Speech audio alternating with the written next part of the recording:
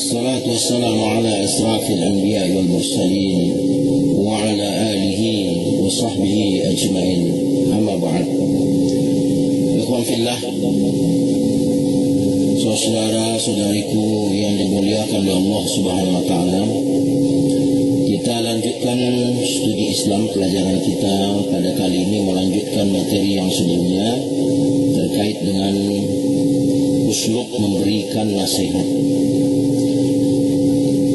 Uslub memberikan nasihat ini sebagaimana sebelumnya sudah kita sampaikan atau kita sudah pelajari bahwa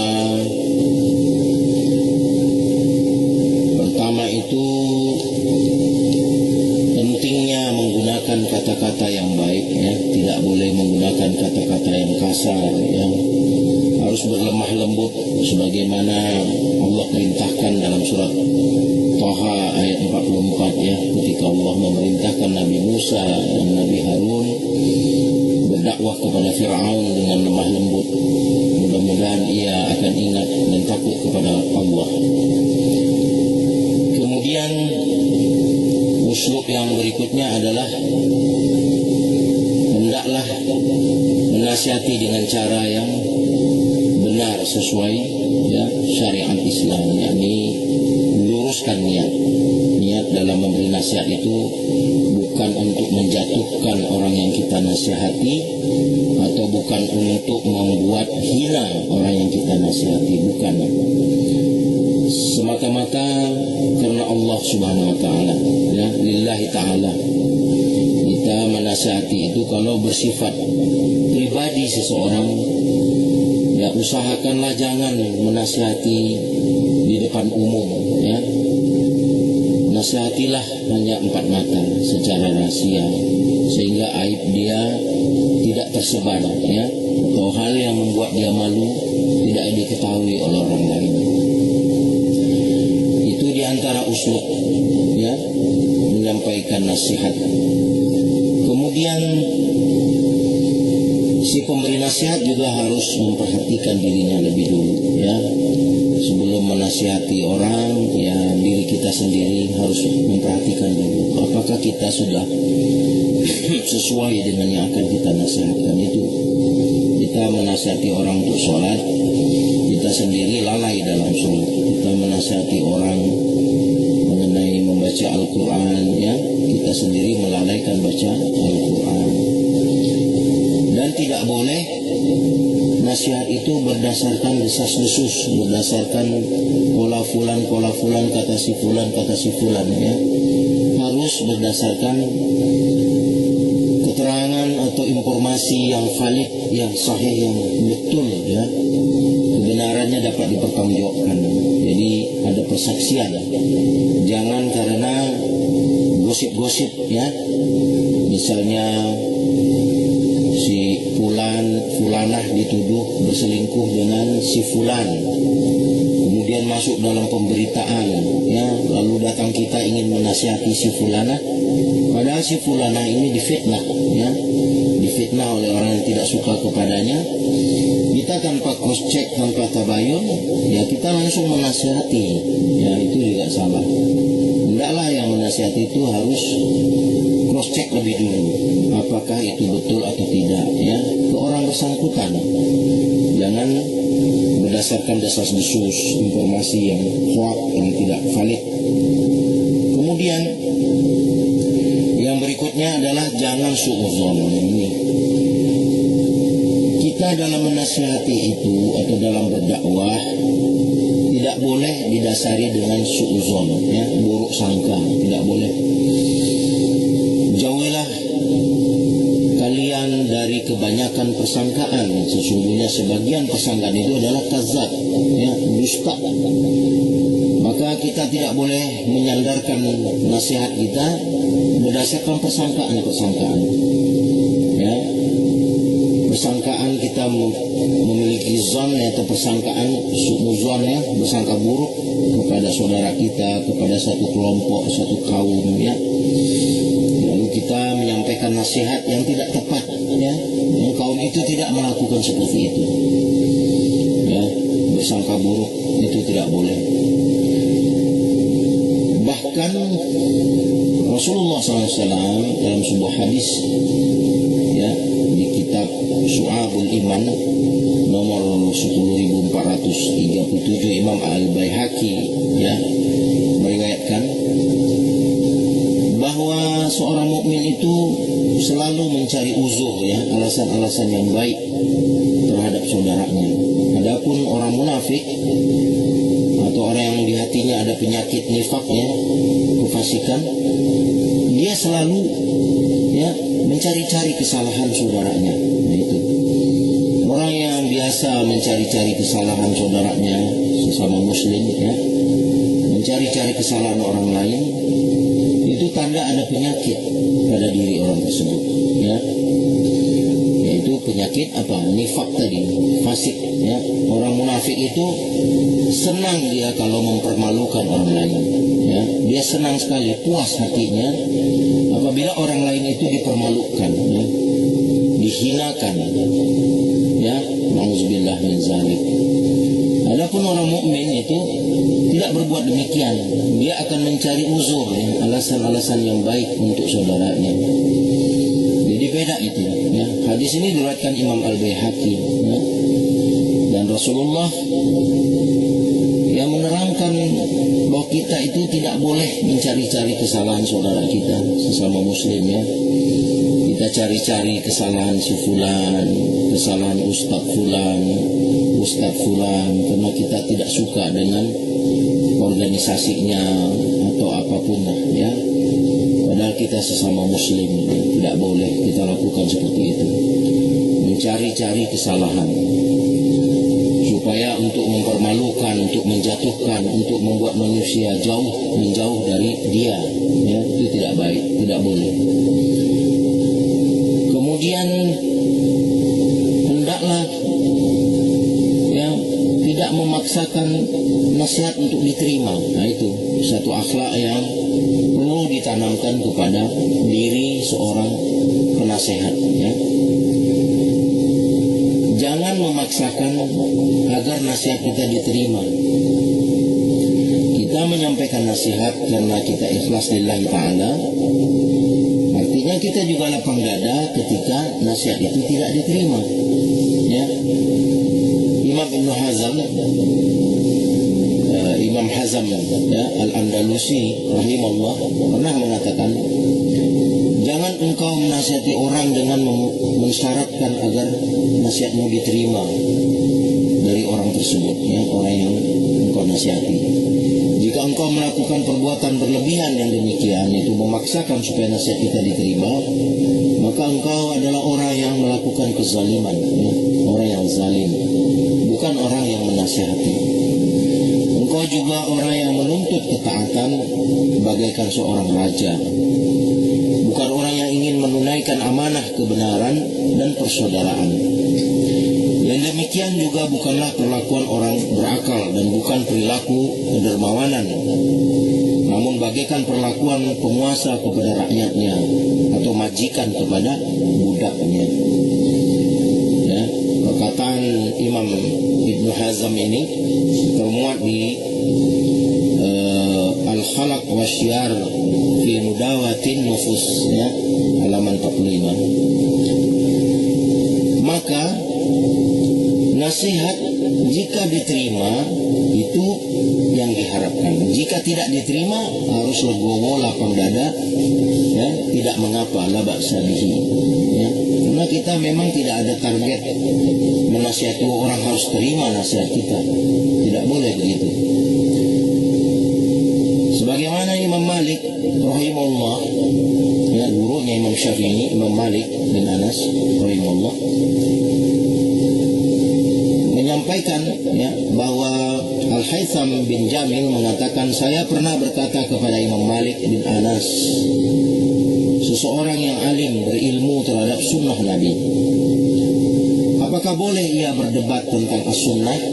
Imam Malik menjawab, jangan, namun sampaikanlah tentang as-sunnah. Jika diterima, itulah yang diharapkan.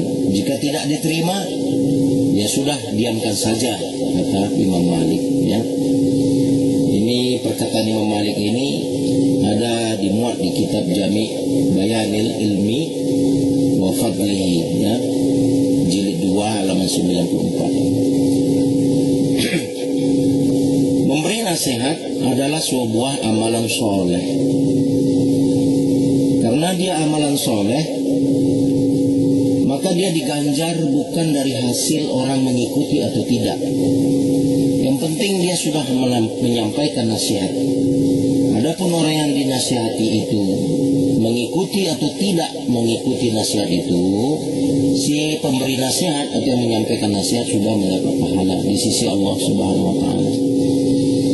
Karena bukan dari hasil nasihat yang diganjar oleh Allah, ya, tapi dari sisi penyampaian nasihat itu kepada orang yang menyampaikan nasihat. Adapun orang yang menerima nasihat atau mendapat nasihat, dia mau terima atau tidak itu kembali ke maslahat diri dia sendiri. Kalau dinasihati untuk yang benar dia menolak, ya dia akan menempuh mudarat untuk diri dia sendiri. Kalau dinasihati yang benar dia menerima, itu untuk maslahat diri dia sendiri. Adapun yang menyampaikan nasihat tidak memaksakan, ya, nasihatnya harus diterima orang lain. Kemudian pada sesi yang sebelumnya sudah kita sampaikan bahwa Imam Syafi'i juga mengajarkan tentang uslub menyampaikan nasihat itu, jangan menasihati di depan umum perkara pribadi seseorang. yakni hendaknya memberi nasihat kepada orang lain tidak di hadapan orang-orang banyak. Karena orang yang dinasihati akan tersinggung dan merasa dipermalukan di depan orang-orang. Maka tujuan dari nasihat itu ya, tidak tercapai, malah akan menimbulkan permusuhan, ya. Orang itu akan sakit hati dan merasa didiskreditkan di depan orang banyak. Imam Syafi'i rahimahullah mengatakan bahwa berilah nasihat kepadaku ketika aku sendirian, jauhilah memberi nasihat di tengah-tengah orang banyak, di tengah keramaian. Sesungguhnya nasihat di tengah-tengah manusia itu termasuk suatu pelecehan yang aku tidak suka mendengarkannya. Jika engkau menyelisihi dan menolak saranku, kata Imam Syafi'i, maka janganlah engkau marah jika kata-katamu tidak aku turuti, tidak aku dengar. Ya. Ini dimuat oleh Imam Syafi'i di kitab beliau. Ya. Perkataan ini masyhur di kalangan ulama. Ya. Dalam uslub nasihat, uslub dakwah ini selalu diajarkan, ya, dalam bab berdakwah dan memberi nasihat. Tidak boleh menasihati perkara seseorang, pribadi seseorang, ya, rumah tangga seseorang di hadapan orang banyak, tidak boleh. Uslubnya itu seperti itu, ya. Inilah ya uslub yang diajarkan oleh alim ulama kita yang sesuai dengan sunnah Nabi Muhammad SAW. Barang siapa yang menasihati saudaranya berduaan saja, ya, maka itulah nasihat. Dan barang siapa yang menasihatinya di depan orang-orang banyak, maka sebenarnya dia telah mempermalukan saudaranya yang dia nasihati itu. Jadi ingat itu, tidak boleh memberikan nasihat kepada saudara kita, teman kita, karib kita, kolega kita, ya, di hadapan orang banyak, ya. Kalau sekarang ini misalnya di WhatsApp group, ya, sedang online, ya, misalnya Google Meet, ya, online semua ada 15 orang gitu, lalu seseorang menasihati temannya di depan orang-orang banyak yang sedang online, ya, bareng-bareng. Atau di dalam WhatsApp group menasihati saudara atau teman di depan orang-orang banyak yang dibaca oleh orang banyak, itu tidak baik. Hendaklah dilakukan secara berduaan saja atau diketahui dia dan kita saja. Dan apabila dia tidak menerima nasihat kita, ya kita juga tidak memaksakan. Karena Karena tujuan kita menyampaikan nasihat itu bukan untuk menjatuhkan orang, bukan untuk mempermalukan seseorang, bukan untuk menghinakan seseorang, bukan. Kita menyampaikan nasihat itu semata-mata illallah, karena Allah, ya. Dan yang kita harap cuma ridho Allah. Dan hindari juga memberi nasihat yang mengakibatkan mudarat seperti rusaknya ukhuwah, ya. Perhatikan bahwa yang kita nasihat itu adalah manusia, dia punya perasaan, ya. Kalau kita nasihati tentang pribadi dia, tentang keluarga dia, rumah tangga dia di hadapan orang-orang banyak, ya jangan kita kecewa kalau dia tidak mau mendengarkan kita, bahkan mungkin ya memusuhi dan melawan kepada kita yang menyampaikan nasihat. Artinya uslub ini sangat penting. Orang yang tidak memperhatikan dalam uslub nasihat, uslub dakwah ini umumnya menimbulkan masalah pada diri dia sendiri, ya. Misalnya seorang ustaz yang berdakwah berdasarkan kebencian dan permusuhan, kemudian mengambil data-data yang tidak valid, data-data hoak, ya, lalu dia ceramahkan di depan umum. Kemudian ada yang tidak terima karena dia tahu itu adalah berita hoak, ya, dan itu adalah mengungkit permusuhan, membuat perpecahan, ya, kemudaratan di tengah umat, ya, akhirnya menjadi satu masalah petaka besar, ya, di masyarakat. Nah, itulah pentingnya uslub dan akhlak dalam memberi nasihat dan memberikan dakwah. Hendaklah berhati-hati. Dan ciri orang yang berilmu itu bukan kita lihat detailnya dulu, bukan, dia profesor, doktor, bukan, atau dia bergelar yang al-mukarram dan lain-lain. Lihatlah apakah orang ini memenuhi syarat dalam menyampaikan uslub nasihat, uslub dakwah itu sesuai kaidah yang telah ditetapkan oleh ajaran Islam. Di antaranya tidak mengobarkan permusuhan, ya, tidak mempermalukan satu kelompok, golongan, pihak-pihak lain, bukan untuk menjatuhkan orang lain, pribadi seseorang, dan juga tidak dalam rangka, ya, mencari-cari kesalahan orang. Ya, nasihat itu betul-betul disampaikan karena Allah, dan bila perlu kalau itu sifatnya pribadi orang atau kelompok orang, ya, tidak disampaikan di depan umum. Sampaikanlah, ya, empat mata atau secara rahasia dengan mereka. Dan bila nasihat kita tidak diterima, kita tidak boleh juga kecewa atau marah, karena kata Imam Malik, apabila seruanmu kepada sunnah ditolak, maka ya sudah, ya, tidak mengapa, tidak apa-apa. Itu kembali kepada niat kita menyampaikan nasihat itu sebenarnya adalah untuk, ya, kebaikan bagi orang yang kita nasihati, bukan keburukan.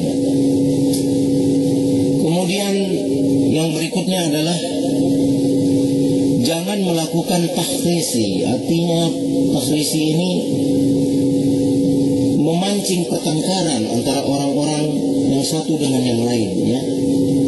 Kita tidak boleh memberi nasihat yang mengakibatkan orang lain akhirnya, ya, berperang, berseteru, bermusuhan gara-gara takhrisi yang kita lakukan, ya. Bahasa yang kita gunakan mengandung muatan provokasi, ya, kepada pihak lain, itu tidak boleh. Itu akan membuat pecah belahnya kaum muslimin, ya. Hendaklah dalam menyampaikan nasihat itu memperhatikan hal-hal yang maslahat di tengah umat, di tengah bangsa, di tengah masyarakat. Tidak memperturutkan emosi, ya, ego, ya, yang menurut kita benar, lalu kita paksakan orang lain harus menerimanya, lalu kita sampaikan semau-mau kita dengan bahasa-bahasa yang vulgar dan kasar. Itu tidak Islami, dan Rasulullah tidak seperti itu. Karena apa?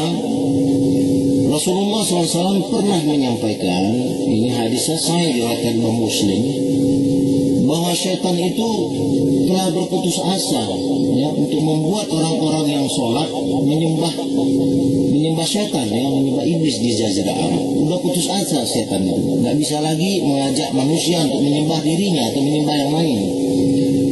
Tapi setan masih bisa melakukan takhrisi di antara kaum muslimin ya, provokasi ya, mengadu domba, memprovokasi ya, bagian dari namimah ya, adu domba, melakukan provokasi atau takhrisi itu adalah bagian dari namimah, adu domba, dan itu adalah dosa besar.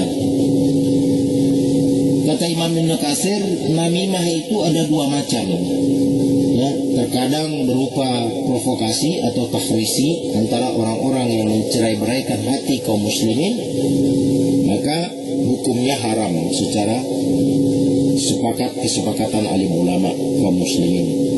Ada di kitab tafsir Ibn Katsir ya, As-Samilah ya, kitab As-Samilah, beliau menyampaikan tentang itu, bahwa namimah itu ada dua macam, yaitu berupa provokasi, yaitu takhrisi tadi, antara orang-orang yang